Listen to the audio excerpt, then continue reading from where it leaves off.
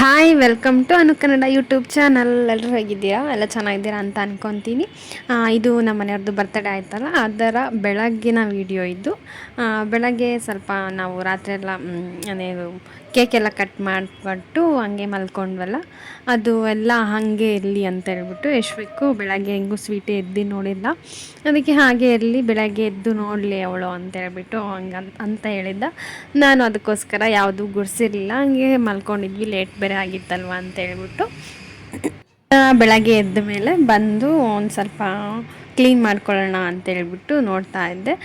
But clean ಮಾಡಬೇಕು ಅಂತ ಅಂದ್ಕೊಂಡಾಗ ಅಂತ ಅವನು ಹೇಳಿದ್ನಲ್ಲ, ಅದೆಲ್ಲ ಹಾಗೆ ಇರಲಿ, ಬೆಳಗ್ಗೆಗೆ ನಾವು ಆಟ ಆಡ್ತೀವಿ, ಯಾವುದು ಕ್ಲೀನ್ ಮಾಡಿಬಿಡ ನೀನು, ನಾವು ಇನ್ನೊಂದು ಸತಿ ಆಟ ಆಡಬೇಕು ಅಂತ ಹೇಳ್ದೆ. ಸೊ ಅದಕ್ಕೆ ನಾನೇನು ಮಾಡಿದೆ, ಸ್ವಲ್ಪ ಟೇಬಲ್ನಲ್ಲಿ ಇರೋದೆಲ್ಲ ತೆಗೆದುಬಿಟ್ಟು ಅದನ್ನಷ್ಟೇ ಕ್ಲೀನ್ ಮಾಡಿಕೊಂಡೆ. ಅದನ್ನೆಲ್ಲ ಕ್ಲೀನ್ ಮಾಡ್ಕೊಂಡಿದ್ದಾದಮೇಲೆ ಕೆಳಗಡೆ ಎಲ್ಲ ಏನಿತ್ತಲ್ಲ ಅದೆಲ್ಲ ಹಾಗೆ ಬಿಟ್ಟಿದ್ದೆ ನಾನು. ಈಗ ಮಕ್ಕಳ ಖುಷಿ ಜಾಸ್ತಿ ನನಗೆ ಇಂಪಾರ್ಟೆಂಟ್ ಆಗುತ್ತೆ. ಅದೆಷ್ಟು ಇಂಪಾರ್ಟೆಂಟ್ ಅನಿಸುತ್ತೆ ಅಂತಲೇ ಗೊತ್ತಿಲ್ಲ. ಅವ್ರು ತುಂಬ ಅಂದರೆ ಸಣ್ಣ ಸಣ್ಣ ವಿಷಯದಲ್ಲಿ ತುಂಬ ಖುಷಿ ಪಡ್ತವೆ. ಆ ಸಣ್ಣ ವಿಷಯದಲ್ಲಿ ಖುಷಿ ಪಡೋದನ್ನು ನಮಗೆ ನೋಡೋಕ್ಕೆ ತುಂಬ ಖುಷಿ ಆಗುತ್ತೆ. ಹಾಗಾಗಿ ನಾನು ಯಾವುದೇ ಒಂದನ್ನು ಆಗಲಿ ಮಿಸ್ ಮಾಡ್ಕೊಳಕ್ಕೆ ಇಷ್ಟನೇ ಪಡಲ್ಲ. ಕೆಲವೊಂದು ಸತಿ ಏನಾದರೂ ಅವ್ರು ಇಷ್ಟಪಡ್ತಿರ್ತಾರೆ, ಅವಾಗ ಬೇಡ ಅಂತ ಇದು ಮಾಡ್ಕೊತಾ ಇರ್ತೀವಲ್ಲ, ಅವಾಗ ಎಷ್ಟೊಂದು ಸತಿ ಅನ್ನಿಸ್ತಾ ಇರುತ್ತೆ, ಪಾಪ ಅಪ್ಸೆಟ್ ಆಗಿಬಿಟ್ಟಲ್ಲ ಅಂತ.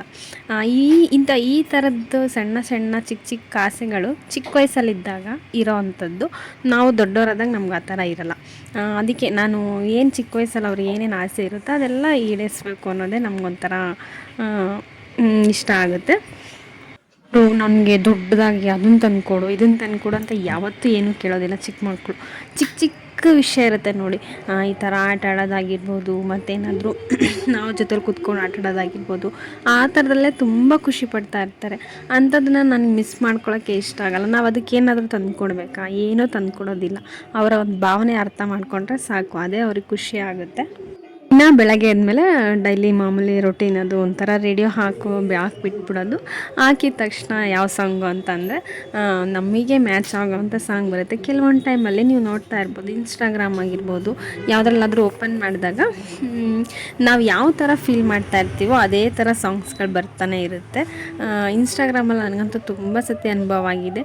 ನಾವು ಸಿಟ್ಟು ಮಾಡ್ಕೊಂಡಾಗ ಅದೇ ಥರದ್ದು, ಅಂದರೆ ನಮ್ಮ ಮೈಂಡ್ ಯಾವ ಥರ ಫೀಲಿಂಗಲ್ಲಿರುತ್ತೋ ಅದೇ ಥರದ್ದೇ ಇನ್ಸ್ಟಾಗ್ರಾಮಲ್ಲಿ ಬರ್ತಾ ಇರುತ್ತೆ. ನಾನು ಎಷ್ಟೊಂದು ಸತಿ ಅಬ್ಸರ್ವ್ ಮಾಡಿದ್ದೀನಿ. ನಾವು ಏನು ಹುಡುಕ್ತಾ ಇರ್ತೀವೋ ಅದೇ ನಮಗೆ ಸಿಗ್ತಾ ಇರುತ್ತೆ. ಸೊ ಹಂಗಾಗಿ ನಾನು ಬೆಳಗ್ಗೆ ಎದ್ದು ರೆಡಿ ಆನ್ ಮಾಡಿದಾಗ ಅದೇ ಥರದ್ದು ನಮ್ಮ ಮೂಮೆಂಟ್ ಹೇಗಿತ್ತೋ ಅದೇ ಥರ ಸಾಂಗ್ ಬಂತು. ನನಗೆ ತುಂಬ ಕೇಳಿ ಖುಷಿ ಅನ್ನಿಸ್ತು. ಹಂಗಾಗಿ ಕೇಳ್ಕೊತ ಕೂತ್ಕೊಂಡಿದ್ದೆ. ಇನ್ನು ಟಿಫನ್ಗೆ ಅಂತ ಹೇಳ್ಬಿಟ್ಟು ಅವಲಕ್ಕಿ ಮಾಡಿ ಬಜ್ಜಿ ಮಾಡೋಣ ಅಂತ ಹೇಳ್ಬಿಟ್ಟು ಅವಲಕ್ಕಿ ಮತ್ತು ಬಜ್ಜಿ ಮಾಡ್ತಾಯಿದ್ದೆ. ನನಗಂತೂ ಈ ದಾವಣಗೆರೆ ಸೈಡು ಮತ್ತು ಅಲ್ಲೆಲ್ಲ ಮಾಡ್ತಾರಲ್ಲ ಮೆಣ್ಸಿನ್ಕಾಯಿ ಬಜ್ಜಿ, ಅದು ತುಂಬ ಇಷ್ಟ ಆಗುತ್ತೆ. ಈ ಬೆಂಗಳೂರು ಸೈಡಲ್ಲಿ ಸಿಗುತ್ತಲ್ಲ ಆ ಮೆಣ್ಸಿನ್ಕಾಯಿ ಬಜ್ಜಿ ಅದೇನಲ್ಲ ಅಷ್ಟೊಂದು ಇಷ್ಟನೇ ಆಗಲ್ಲ ನನಗೆ. ಇನ್ನು ಈ ಥರ ಮೆಣ್ಸಿನ್ಕಾಯಿ ಬಜ್ಜಿ ಒಂಥರ ಅಗಲವಾಗಿ ನೀಟಾಗಿ ಎಷ್ಟು ಚೆನ್ನಾಗಿ ಫ್ರೈ ಆಗಿರುತ್ತೆ ಅಂತಂದರೆ ಸಖತ್ತಾಗಿರುತ್ತೆ. ಅದೇ ಥರ ಮೆಣ್ಸಿನ್ಕಾಯಿ ಸಿಕ್ಕಿತ್ತು ಅಂತ ಹೇಳ್ಬಿಟ್ಟು ನಾನು ಅದೇ ಥರದ್ದೇ ಮೆಣ್ಸಿನ್ಕಾಯಿ ಬಜ್ಜಿನ ಮಾಡಿದ್ದೆ. ಇನ್ನು ಟಿಫನ್ ಎಲ್ಲ ಮುಗಿಸ್ಕೊಂಡಿದ್ದಾದಮೇಲೆ ದೇವಸ್ಥಾನಕ್ಕೆ ಹೋಗೋಣ ಅಂತ ಹೇಳ್ಬಿಟ್ಟು ರೆಡಿ ಆಗ್ತಾಯಿದ್ವಿ. ಹೆಂಗೋ ಅವ್ರದ್ದು ಬರ್ತಡೇ ಇತ್ತಲ್ವ ಅವತ್ತು ಮಾರ್ನಿಂಗು ಅಂತ ಹೇಳ್ಬಿಟ್ಟು ಆಂಜನೇಯ ದೇವಸ್ಥಾನಕ್ಕೆ ಹೋಗೋಣ, ನೆಲಮಂಗಲ ಹತ್ರ ಬರುತ್ತೆ ನೋಡಿ ಆಂಜನೇಯ ದೇವಸ್ಥಾನ, ಅಲ್ಲಿಗೆ ನಾವು ಹೋಗಿದ್ವಿ ಇವತ್ತು. ಇನ್ನು ದೇವಸ್ಥಾನಕ್ಕೆ ಹೋಗೋಣ ಬೇಡವೋ ಅಂತ ತುಂಬ ಡಿಸೈಡ್ ಮಾಡ್ತಾಯಿದ್ವಿ. ಸ್ವಲ್ಪ ಚಳಿ ಗಾಳಿ ಎಲ್ಲ ಇತ್ತಲ್ಲ, ಹಂಗಾಗಿ ಬೈಕಲ್ಲಿ ಹೋಗೋದು ಅಂತ ಹೇಳ್ಬಿಟ್ಟು ಸ್ವಲ್ಪ ಯೋಚನೆ ಮಾಡ್ತಾಯಿದ್ವಿ. ಪರವಾಗಿಲ್ಲ, ಮಕ್ಳಿಗೆ ಸ್ವಲ್ಪ ಸ್ವೆಟರ್ ಹಾಕ್ಕೊಂಡು ಬೆಚ್ಚು ಕರ್ಕೊಂಡು ಹೋದ್ರಾಯ್ತು ಅಂತ ಹೇಳ್ಬಿಟ್ಟು ಸ್ವಲ್ಪ ಚೇಂಜಸ್ ಇರುತ್ತೆ ಅಂತ ಹೇಳ್ಬಿಟ್ಟು ಹೊರಟಿ ರೆಡಿಯಾಗಿ ಬೈಕ್ ಬೇರೆ ತೊಗೊಂಬರ್ತೀನಿ ಅಂತ ಹೇಳಿದರು. ಹಂಗಾಗಿ ವೆಯ್ಟ್ ಮಾಡ್ತಾಯಿದ್ವಿ. ಮಾಡಲ್ವಾ ಮಾಡು.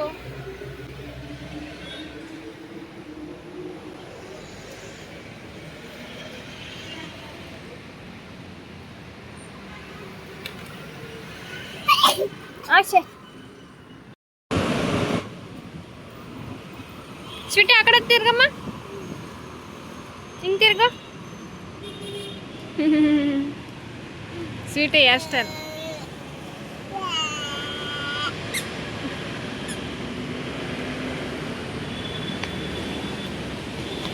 ಇನ್ನು ದೇವಸ್ಥಾನಕ್ಕೆ ಬಂದು ರೀಚ್ ಆದ್ವಿ.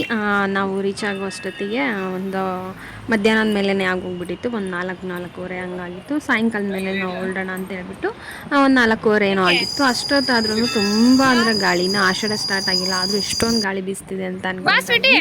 ಅದೇ ವಾತಾವರಣ ಚೇಂಜ್ ಆಗಬೇಕು ಮೈಂಡಿಗೆ, ಮನಸ್ಸಿಗೆ, ಮನುಷ್ಯನಿಗೆ ಅಂತಾರಲ್ಲ, ಅದಕ್ಕೇ ಇವಾಗ ಸ್ವಲ್ಪ ಮೈಂಡ್ ಅಪ್ಸೆಟ್ ಆಗಿದ್ದರೆ ಏನೋ ಒಂದು ಸ್ವಲ್ಪ ಬೇಜಾರು ಅನ್ನಿಸ್ತಾನೆ ಇರುತ್ತೆ. ಯಾವಾಗಲೂ ಮನೆಯಲ್ಲೇ ಇರ್ತೀವಲ್ಲ, ಇವಾಗ ಸ್ವಲ್ಪ ಹೊರಗಡೆ ಹೋಗಿ ಬಂದರೆ ದೇವಸ್ಥಾನಕ್ಕೆ ಆಗಲಿ ಎಲ್ಲಾದರೂ ಆಗಲಿ ನಮ್ಮ ಮನಸ್ಸು ಮೈಂಡ್ ಎಲ್ಲಿ ಕರಿತಾ ಇರುತ್ತೋ ಅಲ್ಲಿ ಹೋಗ್ತಾನೆ ಇರಬೇಕು. ನಮಗಂತೂ ಜಾಸ್ತಿ ದೇವಸ್ಥಾನಕ್ಕೆ ಹೋಗಬೇಕು ಅಂತಲೇ ಅನ್ನಿಸ್ತಾ ಇರುತ್ತೆ. ಹಂಗಾಗಿ ದೇವಸ್ಥಾನಕ್ಕೆ ಹೋಗಿ ಒಂದು ಸ್ವಲ್ಪ ಮನಸ್ಸಿಗೆ ಶಾಂತಿ ಸಿಗುತ್ತೆ ಅಂತ ಹೇಳ್ಬಿಟ್ಟು ದೇವಸ್ಥಾನಕ್ಕೆ ಹೋಗಿದ್ವಿ. ಅಲ್ಲಿ ಅರ್ಚನೆ ಎಲ್ಲ ಮಾಡಿಸ್ಕೊಂಡಿದ್ದಾದಮೇಲೆ ದೇವಸ್ಥಾನ ಇದು ಬಂದುಬಿಟ್ಟು ಅಡಕಮಾರನಹಳ್ಳಿ, ಬೆಂಗಳೂರು ಟು ತುಮಕೂರಿಗೆ ಹೋಗ್ತೀವಲ್ಲ ಆ ಹೈವೇನಲ್ಲಿ ಕಾಣಿಸುತ್ತೆ. ಆಲ್ಮೋಸ್ಟ್ ಎಲ್ಲರಿಗೂ ಈ ದೇವಸ್ಥಾನ ಗೊತ್ತಿರುತ್ತೆ. ತುಂಬ ಅಟ್ರಾಕ್ಷನಾಗಿ ಕಾಣಿಸುತ್ತೆ ದೇವಸ್ಥಾನ ಈ ಹೈವೇನಲ್ಲಿ ಹೋಗುವಾಗ. ಹಂಗಾಗಿ ನಾವು ಅಲ್ಲಿ ದೇವಸ್ಥಾನಕ್ಕೇ ಹೋಗಿದ್ವಿ. ಇದು ಸೆಕೆಂಡ್ನೇ ಟೈಮ್ ಅನಿಸುತ್ತೆ ನಾವು ಹೋಗ್ತಾ ಇರೋದಲ್ಲಿ ದೇವಸ್ಥಾನಕ್ಕೆ.